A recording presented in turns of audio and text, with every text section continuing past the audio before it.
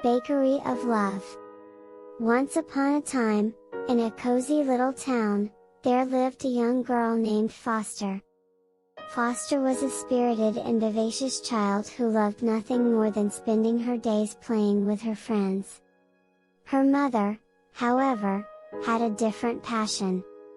She was a talented baker who ran a small sweet shop in the heart of their charming town. Every day, Foster's mother would wake up early and head straight to the kitchen, where she would begin crafting delicious treats. The scent of freshly baked cookies, pies, and cakes filled their home, tempting anyone who passed by. Foster's mother loved what she did, and she often asked her daughter to help her with her baking endeavors. But Foster had other plans. She'd rather be outside with her friends, exploring the woods, or playing games in the park. The idea of measuring ingredients, mixing batter, and waiting patiently for cookies to bake didn't quite align with Foster's idea of fun. One sunny morning, as Foster's mother prepared to bake her famous apple pies, she asked Foster for her assistance once more.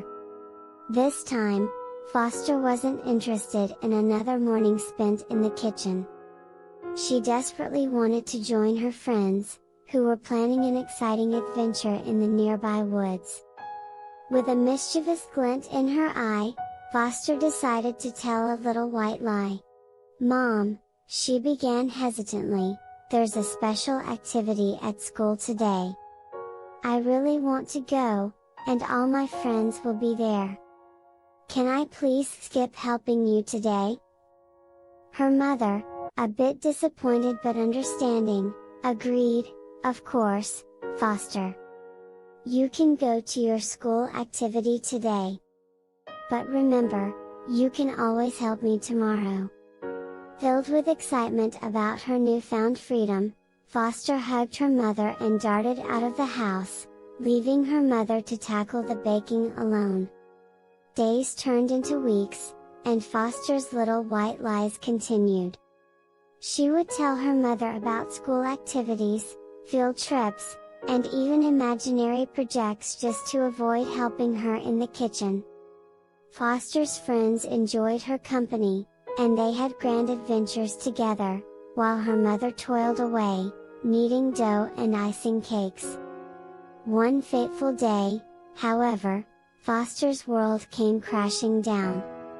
She returned home from school to find her mother in pain, clutching her aching legs. Concerned and frightened, Foster realized that her mother's sickness had finally caught up with her. It was clear that the long hours of work had taken a toll on her health. Tears welled up in Foster's eyes as she watched her mother struggle to get up from her baking table. She thought about all the times she had lied to avoid helping her, and a heavy guilt washed over her. It was then that Foster truly understood the sacrifices her mother had made, working tirelessly to earn money to care for her. With newfound determination and love for her mother, Foster decided to mend her ways. She knelt by her mother's side and said, "I'm so sorry, Mom. I've been selfish and thoughtless. I want to help you, not just because you're my mother, but because you mean the world to me." Her mother's eyes filled with tears of gratitude as she embraced her daughter. Together, they finished baking the sweet treats for the day, sharing stories, laughter, and love as they worked side by side. From that day forward, Foster became her mother's most reliable helper. She not only learned the art of baking but also discovered the true value of hard work, dedication, and the love between a mother and her child.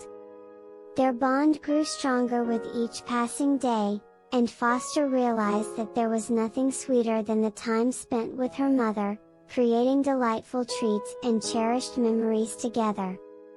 The end.